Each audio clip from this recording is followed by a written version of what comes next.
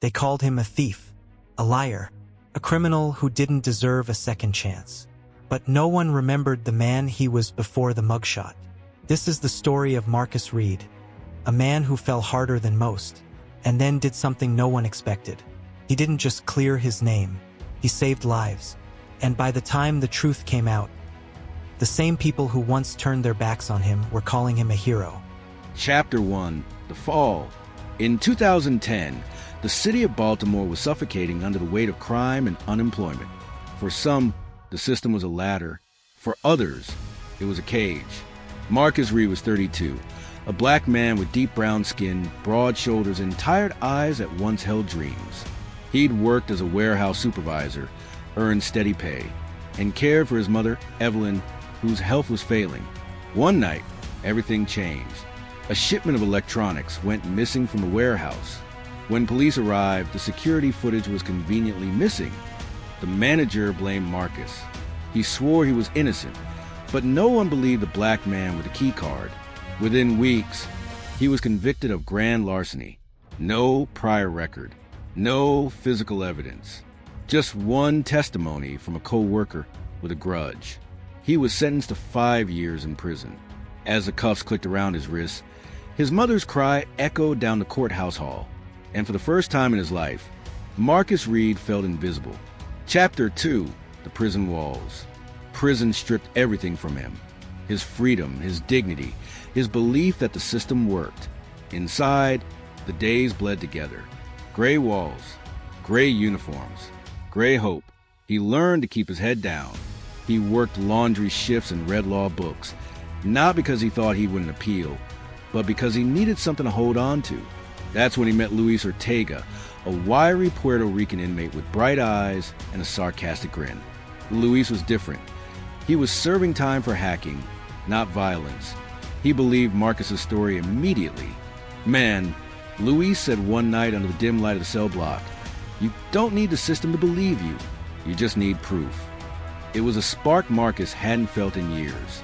Together, they started writing requests for evidence, filing Freedom of Information petitions, digging through what little they could. But bureaucracy doesn't bend easily. Every letter came back stamped the same word: denied. Chapter 3: The Storm. 2 years later, fate intervened violently. One night, just after lights out, the prison alarm screamed. Flames erupted from the West Wing. A faulty electrical panel sparked an inferno that spread faster than anyone expected. Smoke swallowed the halls. Guards shouted for order. Chaos erupted. Marcus watched as inmates panicked. But then he saw something else. In the far cell, a young guard had collapsed, pinned beneath debris. The others ran. Marcus ran toward him. He wrapped his arm around the guard and dragged him through the smoke, coughing, blinded.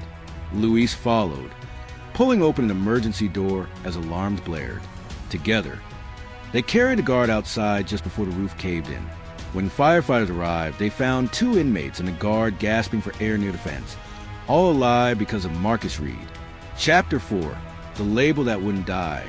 The next morning, the prison warden stood in front of reporters, praising the quick response of correctional staff. No mention of Marcus. No mention of Luis. When Marcus asked why, the warden's answer was cold: "You're still an inmate. The public doesn't need to know your name." He went back to his cell, angry but not broken. For the first time, he realized something powerful. Maybe the system would never clear him, but he could still do what was right. Over the next 3 years, he became a counselor for younger inmates, helped them study for GEDs, and mediated fights. He found purpose behind bars.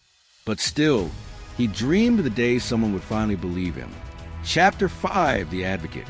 In 2015, a young journalist named Kara Whitfield started investigating prison neglect cases for a podcast. She came across Marcus's file and the fire report. Something didn't add up. The official record credited Officer J. Turner for saving the guard, but Turner had been off duty that night. Kara wrote to Marcus. He wrote back, hesitantly at first, then with growing trust. He told her everything: the missing footage, the setup, the false testimony, and the fire. Her curiosity turned into obsession. Through months of research, Kara discovered the co-worker who testified against Marcus, Dean Walsh, a man who fled the state right after the trial. When she tracked him down, he confessed on tape. "The manager told me to say Marcus did it, said they'd fire me if I didn't." The bombshell was undeniable. Chapter 6, Freedom. It took another year of hearings, appeals, and bureaucracy. But in April 2016, the judge signed an order vacating Marcus Reed's conviction. After 6 years in prison, he walked out a free man. News cameras captured his first steps. The man once branded a criminal stepping into sunlight. His mother, Evelyn, now in a wheelchair, waited outside the gate. He knelt, kissed her hand, and whispered, "It's over."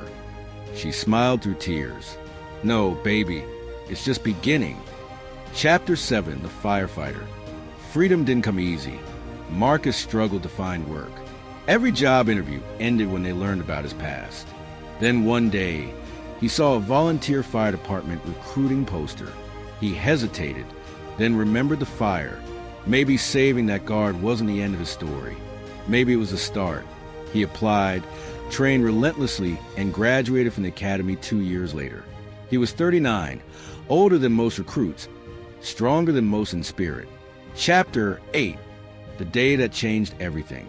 In 2019, Baltimore was hit by a devastating apartment fire. Marcus's unit was dispatched. Inside, a family was trapped on the top floor. Thick smoke filled the stairwell. Flames clawed at the ceiling. The radio crackled with warnings to retreat. But Marcus heard a child screaming. He pushed through the smoke, kicked down the door, and found a mother shielding her son. He carried them both out, collapsing just outside as firefighters doused the flames behind him. The photo of him being helped out, covered in soot, child in arms, went viral. The city called him a hero, the same city that once called him a criminal. Chapter 9, The Truth Revealed. Kara's documentary aired a month later, chronicling Marcus's entire journey, from false conviction to redemption. The footage included Dean Walsh's confession, evidence of corruption, and testimonials from former inmates Marcus had mentored. Public outrage erupted.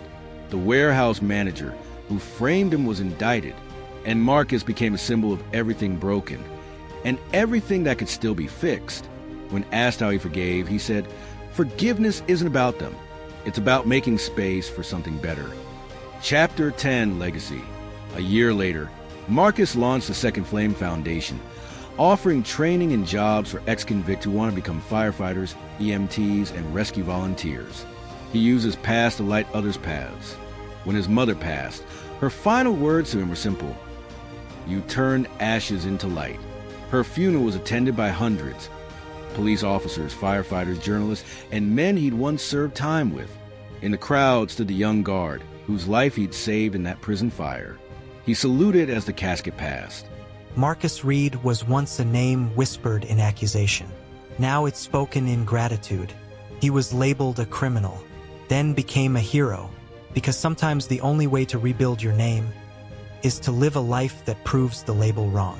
This is Justice Uncovered, uncovering the truth one case at a time. If you believe in second chances, share this story and subscribe so we can keep uncovering the truth together.